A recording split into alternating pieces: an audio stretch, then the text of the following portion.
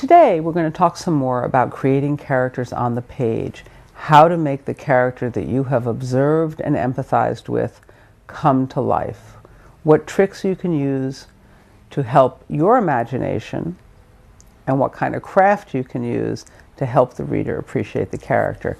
I'm going to read a little bit and comment on chapter 16, which is called Quirks, Tics, and Bad Habits, from the book The Art of Character, something I think everybody would find very helpful.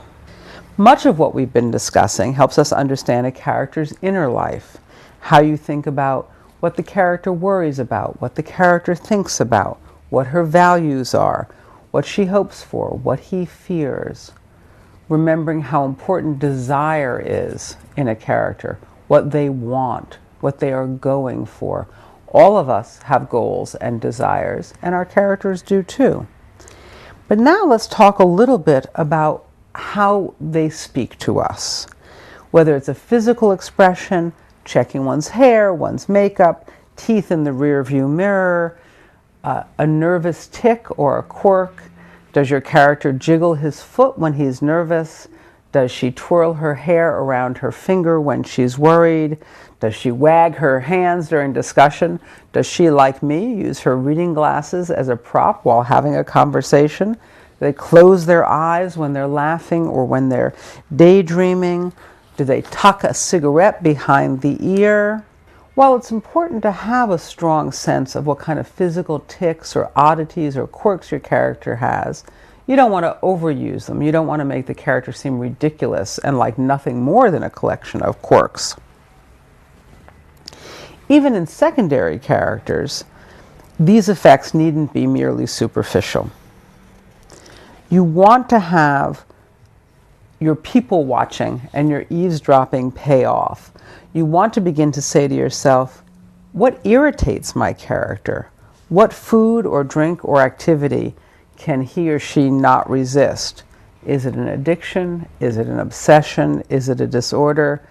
Or is it just that they love donuts? And that's up to you to decide. Is there a childhood pleasure in which your character still indulges as an adult, whether it's a favorite cereal or going off to fly a kite? What is the oldest thing in your character's refrigerator? Do they have a refrigerator? Do they store things that need to be chilled in the ice bank, in the snow, in the river? And if they do, what do they store there? What is the first thing to disappear from their pile of food? What's underneath the bed? Do they have a bed? Is it a sleeping bag? Is it a cot? Is it a bunk bed? You want to be able to see your character day and night, on the page and off the page, in the grocery store, in the community square, and also in private. What is her favorite joke? What is his favorite story? Can you hear them telling it? Because that's important. Do they have a pet? A pet that they love, a pet that they are obligated to, a pet that they've inherited? What kind of pet?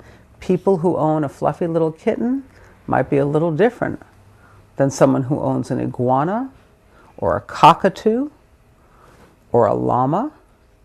And you have the opportunity to decide and choose pet or no pet, and what is the relationship between the owner and the pet?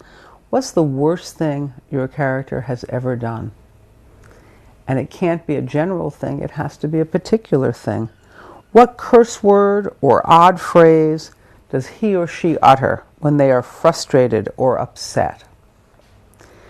Does he have any other verbal tics?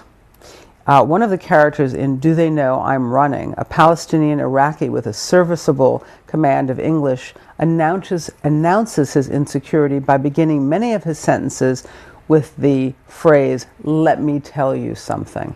This is a verbal tic. We all have them. If you want us to learn more about your character, you can give them this kind of habitual phrase, but you also have to know why they talk that way and what it means to them. What is his or her favorite article of clothing? Is there some elegant old school tie or a natty bow tie or a baseball cap or a fedora or a bonnet or a favorite pair of socks? You can only know these things when you begin to use your imagination. Or if you see these things on a character in real life, you then have to begin to think about what meaning you find in that detail. What's the last movie he saw? What's the last movie she saw that she loved or she hated? How about a book? Is your character a reader, like you, or not much of a reader? The deeper you connect all of these details to the character, the more this character comes to life for your reader. It's not because you have to answer all of these questions on the page, but it's so important for you to have them in some sense in your back pocket. So as you begin to look at ways to develop and expand upon your character, when you begin to look at the world that you wish to send your character into, you have all this information. This information allows you to make a series of decisions about a character and also to expand your character. Every piece of information helps build a human being, and human beings are what we're going for. Not ideas of people, but actual people who come alive on the page, on your page.